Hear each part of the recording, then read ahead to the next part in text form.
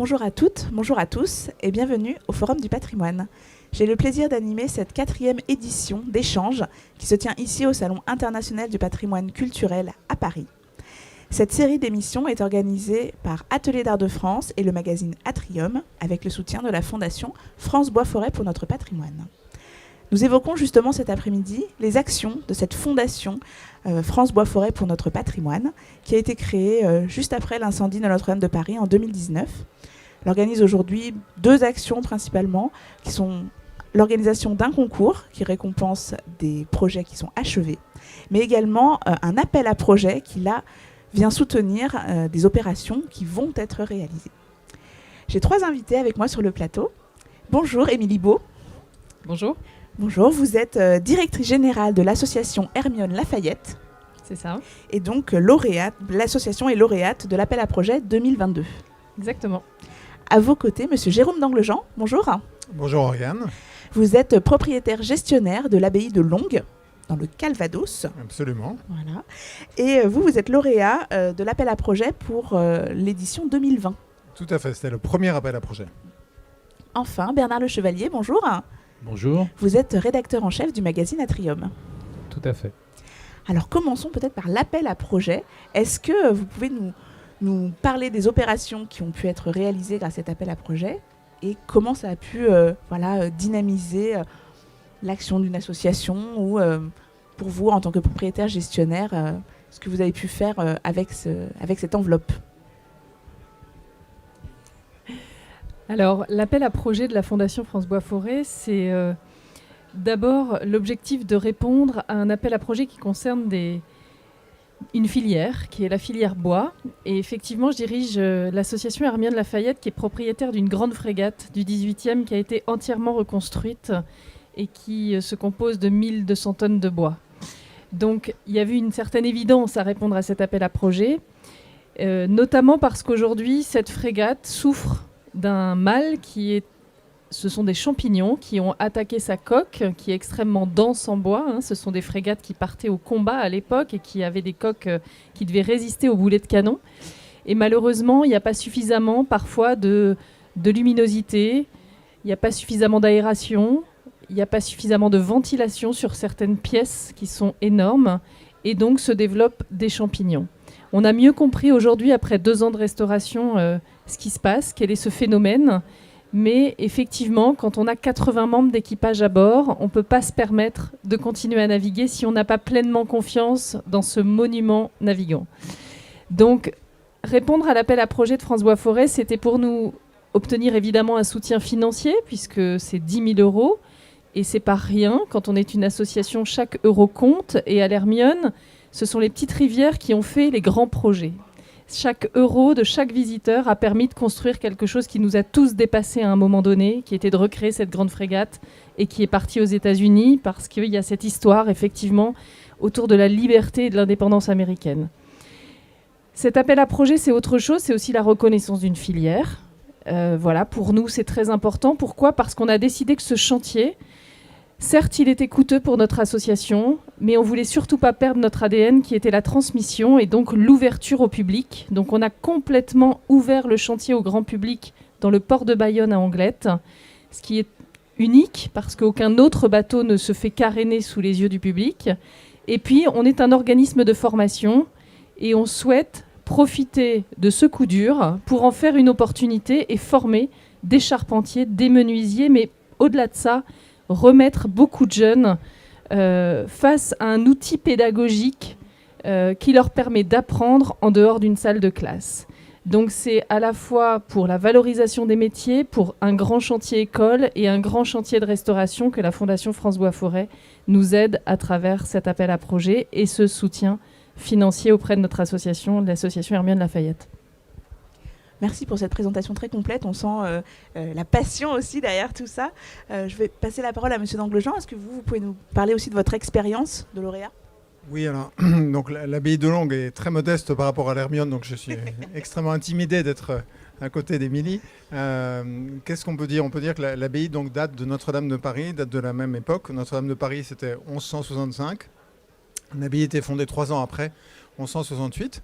C'est une abbaye bénédictine Et elle a eu la chance d'être sauvée grâce au Loto du patrimoine en 2019, sélectionnée par la Mission Berne comme le monument de la région Normandie. Donc c'était une chance, mais on continuait à passer nos soirs et nos week-ends, comme les anciens forfaits téléphoniques, à candidater, à monter des dossiers. Et on est tombé complètement par hasard sur les dossiers de candidature de la Fondation France Bois Forêt, et donc qui a eu la gentillesse de me prendre comme membre du COMEX. Et l'idée, c'est vraiment de faire de la publicité pour que les monuments historiques privés, les associations ou les monuments publics sachent qu'il y a la possibilité pour 7 d'entre eux de gagner 10 000 euros. Donc c'est pas une manne, si vous voulez, qui est divisée par le nombre de personnes sélectionnées, mais c'est 10 000 euros, et ça c'est un vrai coup de pouce. Et donc en proportion de l'Hermione, pour y revenir, nous, pour un projet qui était à l'origine à 765 000 euros, 10 000 euros, si vous voulez, c'est quand même quelque chose de significatif. Donc on est très contents. Pour revenir sur la filière, donc ça nous a fait connaître et découvrir et partager la filière bois. Au-delà de gagner un prix, l'idée c'est pas de fermer la porte et de dire merci, c'est juste au contraire de l'ouvrir au public, de faire des panneaux explicatifs, faire de la pédagogie autour de la filière bois. Et on a eu la chance, après le sauvetage du premier bâtiment, qui est le cœur de l'église dans lequel un service religieux a été effectué le 15 août dernier, 240 ans après la dernière messe, donc c'est quand même quelque chose d'incroyable. On a eu la chance de découvrir que le second bâtiment sauvé par la Mission Berne a une charpente de type armoricaine, alors je ne sais pas si ça parle aux spécialistes, mais qui serait la plus ancienne de Normandie, d'après M. Frédéric Epaut, qui fait autorité en la matière et qui a son mot à dire sur la charpente de Notre-Dame de Paris également. Donc on est très, très touchés. La charpente du chœur a été changée en Douglas, c'est du pin, on va dire que c'est pas du bois noble, c'est du bois qui ne se voit pas d'en bas. En revanche, la charpente armoricaine qui date de 1341, les coupes sont de 1341, donc début du XIVe siècle, elle a été refaite en chêne et on a de cesse de vouloir exploiter toutes les informations qu'on peut pour communiquer, faire connaître ces deux monuments, l'un dont la charpente est cachée est accessible aux spécialistes pour voir s'il y a des fissures, s'il y a autre chose, et l'autre dont la charpente vraiment sera en lumière puisqu'on a changé l'éclairage pour la mettre en valeur pour les prochains visiteurs. Merci, c'est intéressant d'avoir vos deux points de vue parce qu'effectivement on a des échelles très différentes, mais on se rend compte que c'est important d'aider tous les projets effectivement qui en ont besoin dans le patrimoine, et il y en a beaucoup. On va passer peut-être au concours. Est-ce que vous pouvez nous parler, Bernard Le Chevalier, de ce concours organisé également par la Fondation France Bois Forêt pour notre patrimoine ? Alors c'est un petit peu l'autre volet dont vous parliez tout à l'heure. C'est une action qui est destinée à récompenser des chantiers qui ont déjà été réalisés, et on récompense à chaque édition 7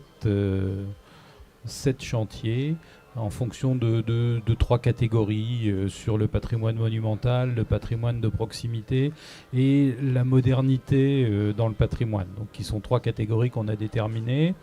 Et donc avec notre magazine Atrium, on a proposé cette collaboration et qu'on a montée avec la Fondation France Bois Forêt pour notre patrimoine.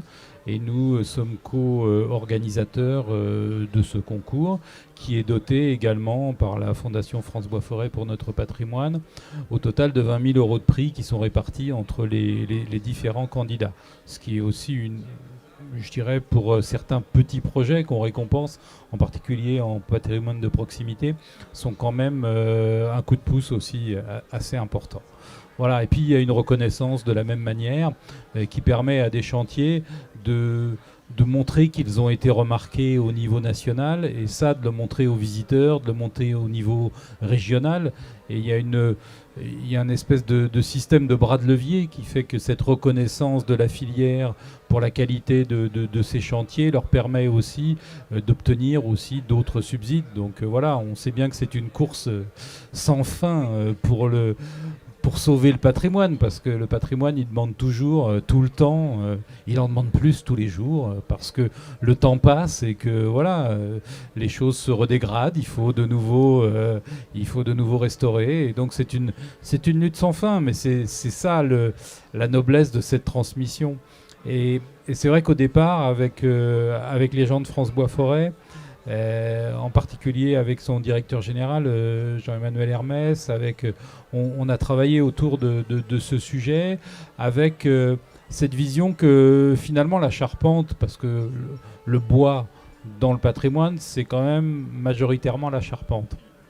Et que cette charpente, pour être efficace, pour remplir son rôle de protection, de soutien, elle doit se cacher sous la couverture.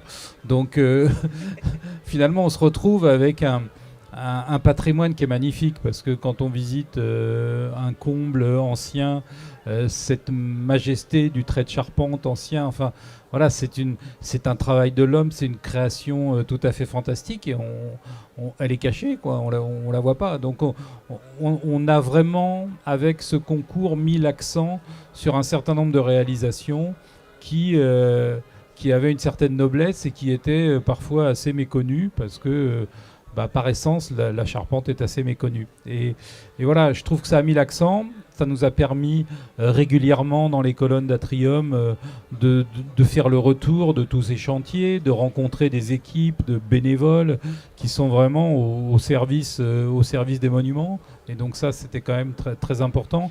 De faire des films.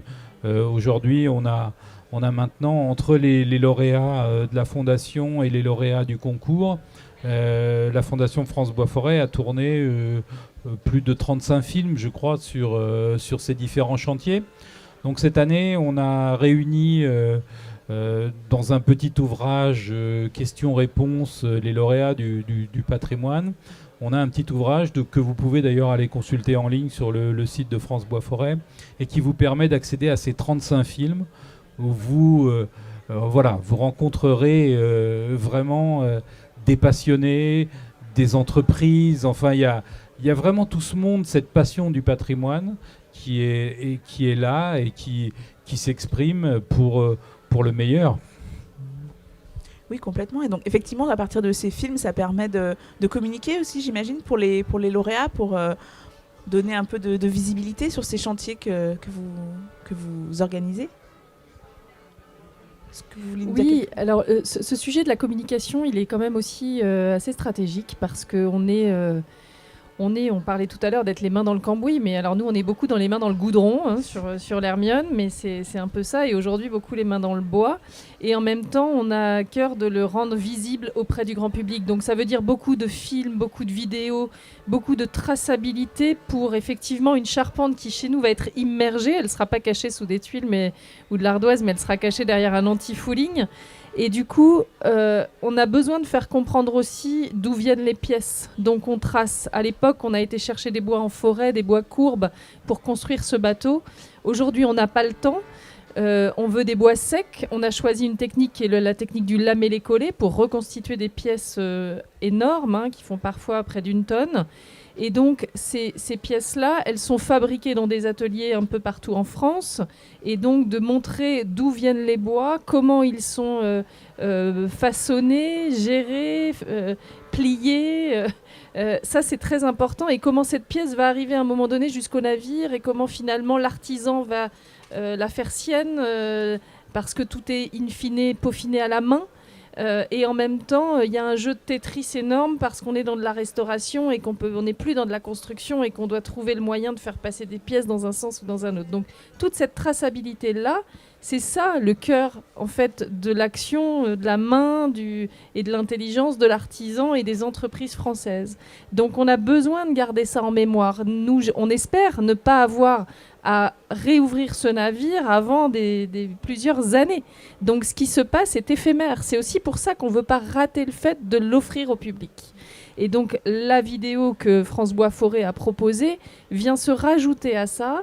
Et parfois c'est aussi un autre regard, parce que nous on se filme beaucoup, on explique vraiment ce que vivent les gens autour de ce carénage, mais du coup les fondations qui nous accompagnent ou nos partenaires financiers vont aussi filmer les choses d'une autre manière, avec un autre regard, et ça ouvre tout un champ autre. Nous on est un bateau, on s'adresse beaucoup à la communauté maritime parfois. On est très heureux en ce moment de s'adresser beaucoup plus à la communauté du monde du patrimoine, du monde du bâtiment, du monde de la sylviculture, etc. etc. Non, mais je crois que c'est important, excusez-moi, mais le lien avec la ressource, c'est essentiel dans l'action de la Fondation, je crois. C'est de montrer ce lien entre ressources. C'est-à-dire qu'on vit souvent dans une société qui ignore les choses et qui ignorent leur origine et d'où elles viennent et qui pensent que pouvoir piller la planète sans réserve, c'est pas un problème. Aujourd'hui, il faut concevoir qu'il y a des ressources, qu'il faut en être économe et gestionnaire. Et je crois que ne pas perdre de vue la ressource, c'est vraiment essentiel dans le message que veut faire passer la Fondation. Et puis l'autre aspect qui est très intéressant dans ce que vous venez de dire, c'est les regards croisés. C'est-à-dire que nous, on a cette méthode avec Atrium, ça fait vraiment partie de l'ADN de la revue. On traite un sujet et on demande à la maîtrise d'ouvrage, à la maîtrise d'œuvre, aux associations, aux institutions de regarder le sujet et d'amener leur regard à ce sujet. Et on ne traite bien une matière que si on multiplie les regards sur cette matière. Donc j'aime beaucoup votre approche. Peut-être un petit mot, je voudrais juste revenir sur la communication, parce que comme l'expliquait Émilie, nous on ne fait que passer, donc ce qu'on fait, on espère que les successeurs n'auront pas à prendre ça à leur charge. Donc on n'est que des dépositaires d'une certaine façon, quand on a la chance d'être propriétaire juridiquement ou président d'association, mais on fait que passer. Et l'aspect communication est très important. Et sur ça, je voudrais souligner la qualité de ce que fait France Bois-Forêt en matière de communication, en particulier sur ce qu'on appelle les réseaux sociaux, où il y a du détricotage de fake news, il y a vraiment de la pédagogie qui est faite, et je vous invite tous à vous abonner à la page de France Bois-Forêt, donc qui est remarquablement tenue. Et nous, on a ouvert des pages sur des réseaux sociaux, mais qui s'appellent, non pas du nom du propriétaire qui ne fait que passer, encore une fois, mais au nom du monument, Abbaye de Langres, pour vraiment cet effort de pédagogie, donc dans l'esprit de dire il faut expliquer. On ne fait que passer et voilà, transmettons. Enfin, l'idée, c'est vraiment de transmettre un message et d'expliquer d'où viennent ces essences, comment elles sont utilisées et voilà, pourquoi c'est quelque chose d'extraordinaire d'avoir un chantier pareil, même si ça prend un tout petit peu d'énergie, mais voilà. Et puis j'ajouterais aussi qu'il faut remercier notre partenaire vidéo qui est Plan Rapproché, qui a fait de magnifiques images à travers, sur tous ces chantiers, sur ces 35 films. C'est vrai qu'ils ont fait un travail qui nous fait toucher de près l'émotion du chantier, l'émotion du bâtiment. Merci à tous les trois pour ce partage d'expérience. Peut-être pour terminer, est-ce qu'on a une idée des dates pour les prochaines éditions du concours ou de l'appel à projet ? Alors, on est en train de rendre les copies pour la 3e édition du concours. Donc, ça va sortir bientôt. On a eu un peu de retard cet été, mais les choses sont en place. Et question appel à projet, peut-être Monsieur d'Anglejon peut nous donner les dates Alors, la date pour candidater est clôturée depuis la fin du mois d'octobre, donc il y a quelques jours. Et le prochain COMEX a lieu au début du mois de décembre pour sélectionner les projets qui ont été retenus parmi les X ou Y candidats. Alors, je n'ai pas connaissance du nombre de candidats. Nous étions très peu nombreux. Je crois qu'il y avait 14 candidats en 2020 pour la première édition. Et il y en a eu, de mémoire, plus de 50 pour l'édition de l'année dernière. Donc cette année, nous allons voir en décembre la qualité et le nombre des dossiers qui vont candidater. Très bien. Donc on suit l'actualité de la Fondation sur les réseaux, apparemment, voilà, pour savoir un peu comment s'organise la suite et qui sera lauréat de cette prochaine édition. Merci à tous les trois pour votre participation. Merci Oriane. Je vous invite à retrouver cette émission ainsi que toutes celles tournées dans le cadre du Forum du patrimoine sur notre chaîne YouTube. Vous pouvez également venir nous écouter en direct depuis les allées du Salon international du patrimoine culturel. Merci et à bientôt.